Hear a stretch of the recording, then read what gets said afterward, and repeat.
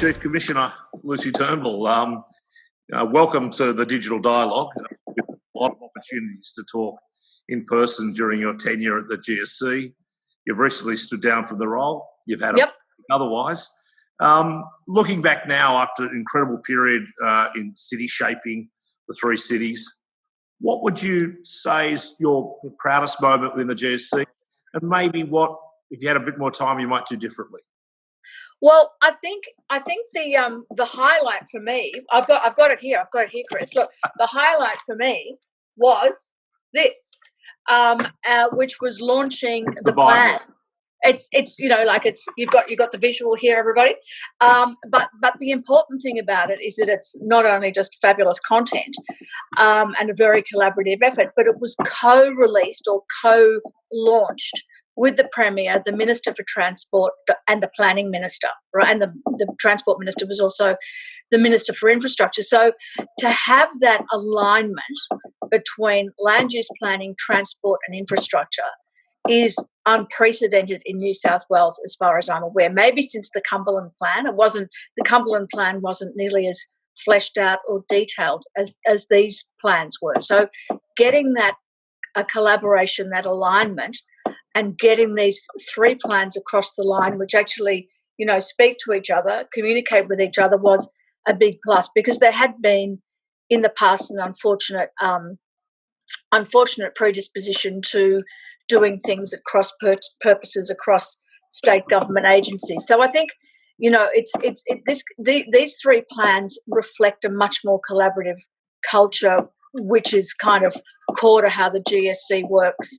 Yeah, and so having the three aligned plans is a really good structure for everybody to understand how the city will shape, is how the city will be shaped and how it should grow. And that three cities big idea is really fundamental. And it actually, I'll never forget one of the after we launched the three cities idea at your event in 2016, launching that and going on the train to Parramatta the next day and getting a coffee or whatever in the coffee shop in the train station, Parramatta train station, and this wonderful South Asian woman who was actually a honey. I really got on well with her, and she said, "Oh, this is so fantastic! Parramatta is the centre of the city. This is that sort of elation was really good." And I think it's kind of really recast how people see and understand that Sydney is really a polycentric city, which is,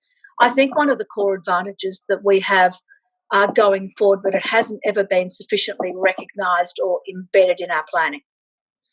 If you had a bit more time, another year, or looking back, what maybe would you have done differently in the GSC? Well, the reason I decided it was time to kind of step down is that we not only did this in March 18, that released these plans in March 18, but we also have done we've done all the collaboration areas, of which Campbelltown was one, Liverpool was one, the Randwick Health and Ed Campus was one, the Sydney Uni Campbelltown, Ultimo, not Campbelltown, I always get those confused, Camperdown, Ultimo, UTS Precinct was another. So we've done a huge amount of place-based planning, and that is really the culture change that I think we've really helped embed. And I think planning is much more focused, the planning DPI is much more focused on this now, that you actually, if you plan for a place rather than a particular isolated system, you actually plan for people, because people experience a city or the place that they live and work in through, not just, how often the buses come or the trains come, but how tall the buildings are, how much sunlight there is in the streets, etc. You've also you mentioned the collaboration agreements. You've been a great driver, that concept of collaboration, and we've seen a remarkable change in the way different levels of government collaborate. In your time as First Lady, you were very close to the development of the city deal for Western Sydney as well. I was married to the initiator. Yeah. Correct, indeed. Do you, looking back, that we spoke about before, this concept of collaboration being marvellous between governments, but to some extent, probably private sector step back a bit, almost a direct result of government having to get all of its stuff together. going forward, do we see bringing the private sector back more into the collaboration of urban renewal, not only about just paying for things, but bring their innovation and ideas more to the table for shaping the city and communities? Yeah. Well, I think the industry has always had a very strong and clear voice in Sydney's history, really since Macquarie's time. No, before actually, since the time of the Rum Rebellion, and I think that they've always been, one of the most professionalised sectors in Greater Sydney is actually the property industry. When you think about that, if you think about the fact that in Sydney, Lend-Lease invented, sort of co-created with state government the Strata Titles Act in '61, which was a real step forward and changed the way property worked in Sydney. And Sydney, Lend-Lease created the first REIT, Real Estate Investment Trust, which was GPT. Now that Bradbury, Campbelltown, and that concept of private sector leadership in city shaping. Correct. But as well as, sort of working in partnership with the private sector and with industry leaders, it's also, I think, really important. This is the collaboration across state government for government agencies to have a clear understanding of the implications of particular land use and transport and investment decisions. It's no different to the way the private sector works. And I guess what I did very strongly was to have this idea that the government needed to act a little bit more like the private sector in the way it went around its business. Now, the City Deal is a sort of like an outstanding example of collaboration between governments, which is, like the COVID is a really good example of that working well, but it's more the exception than the rule. And the City Deal is a way forward for that to happen in Western Sydney. There are other City Deals in other parts of Australia, but the key kind of ingredient of the City Deal was the fact that you had the airport, which the government took the decision to build itself, as well as state government, which would deliver some of the services like transport and many of the other services and land use planning to support that chain land use and infrastructure investment around the airport. So it was ripe for a City Deal, and so that's been really good. But another one of the conspicuous things that I think, those collaboration areas is really interesting, because from my days in the town hall, like I used to chair the traffic committee, so you'd every month or 2 months, I can't remember, you'd have a meeting, and people would want a no parking sign or a taxi sign or a disabled sign, and people would come up and say we want this and we want this and that, and everybody did a great job. Like the roads agency was there, the police were there, council was there. Obviously, I was representing the council. The traffic people from all over the place were there, but nobody was ever thinking across the whole spectrum of how you works the system. So it's really, the collaboration areas are a way of coming together as to how you work the whole system, which is really important. You and I share a particular passion for the middle city, the central river city. The central river city, yeah. Your GPOP, which we used to call the Olympic Corridor, but that idea of the east-west stretch in the middle, and you're part of our launch last year of the Stuck in the Middle report. Yes. You looking at the success of a City Deal at the authority in the Western City, etc. Looking back now, do you have a view that we could do with the same type of governance models to bring to the central city, the brownfields area? I know it's a little harder than it is in greenfields in the outer west, but do you, looking back, think there's governance changes, other things we can do to get a greater well, I think, correlation?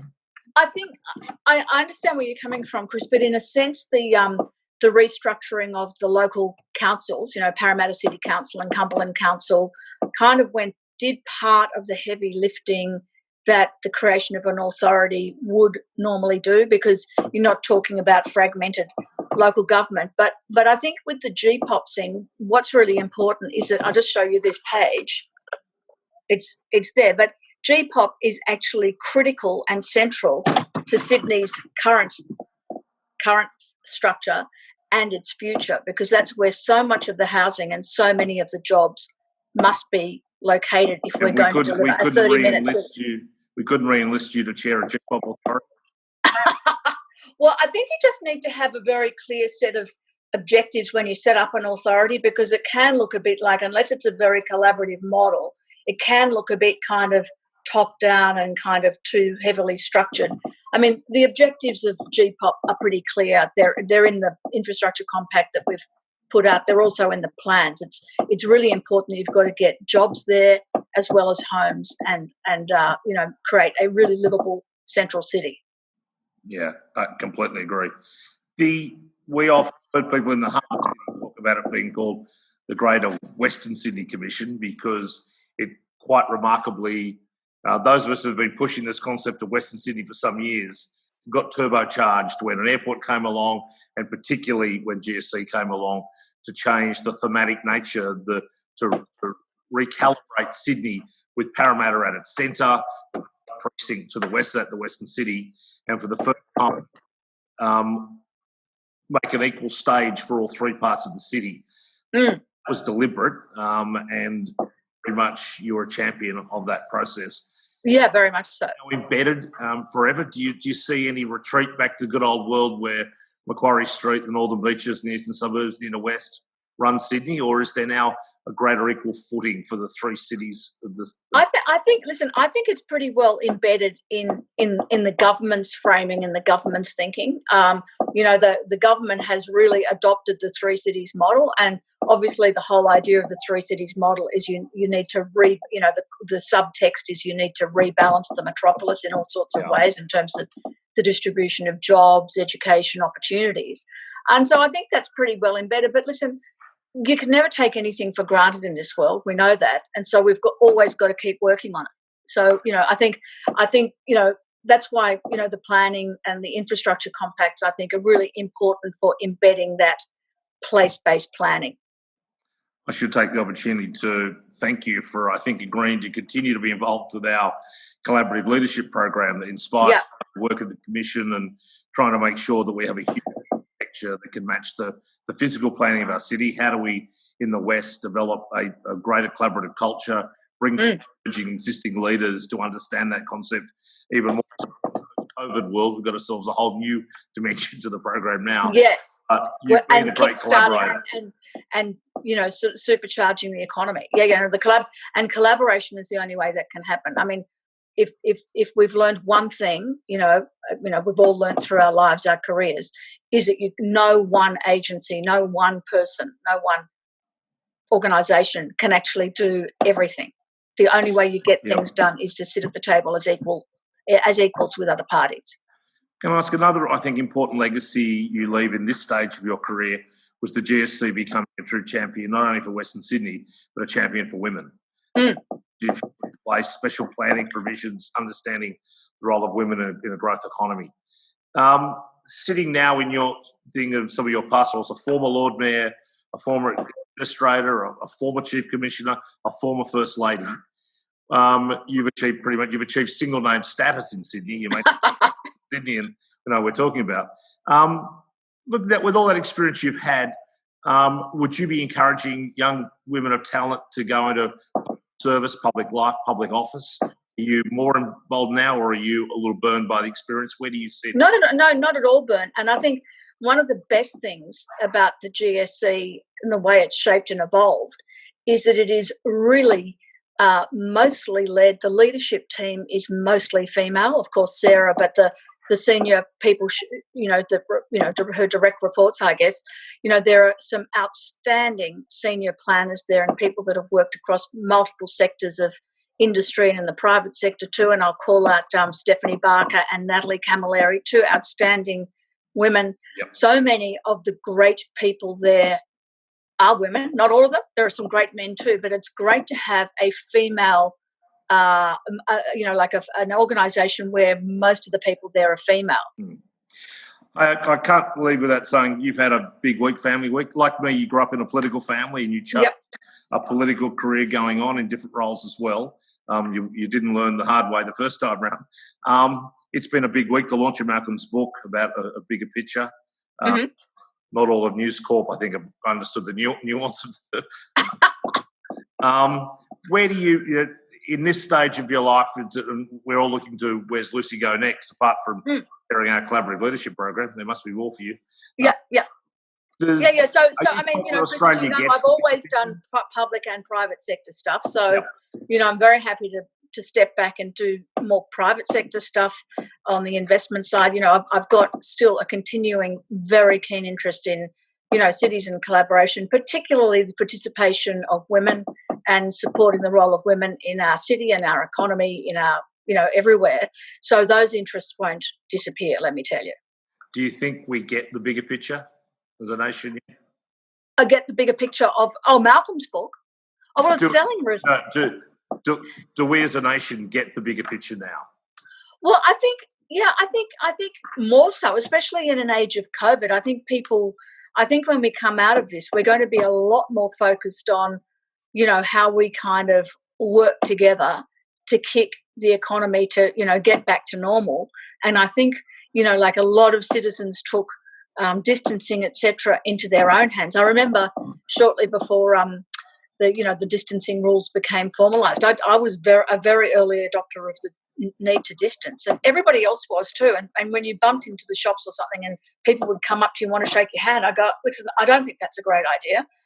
So I think there's never been a better time to get a bigger picture, because we can really do some interesting rebuilding and reimagining of how we build a very prosperous city and livable city and wonderful green sustainable city. One of the examples being that we need to think very seriously about how we make it more walkable and cyclable, because when we see all these empty streets, we think, oh gosh, we can walk much more easily now. Let's have a think about, I'm not saying shut down cars, I'm just saying let's imagine how we can get much more physically active. That would be a good thing, for example. Well, Lucy, from a very grateful Western Sydney for helping recast this city to have the West being seen to be its solution, not its problem. Midpoint in your career, plenty ahead for Lucy Turnbull. You closed the chapter on GSC. We look forward to welcoming you back to Parramatta for the launch of the new Parliament House that will no doubt. Good luck with that. I have to tell you, Chris, I think in principle it's a good idea, but I wouldn't actually place very good odds on it happening. I think it's a great idea, but listen, Parramatta is one of my favourite parts of Sydney, and that's actually been great, is to get to know Parramatta really much better, but also lots of other areas too, like Bankstown, which I know you're been very involved with the leadership dialogue, etc., etc. There are and Liverpool and Campbelltown. There are so many amazing parts of Sydney, and I think the more everybody else knows about that, the better. Was an old Parramatta boy, it makes my heart sing. Thank you. Thank you, Chris. Thank you for your service. Bye-bye. Thank you. Well, thank you for your ongoing service. Speak soon. Thank you.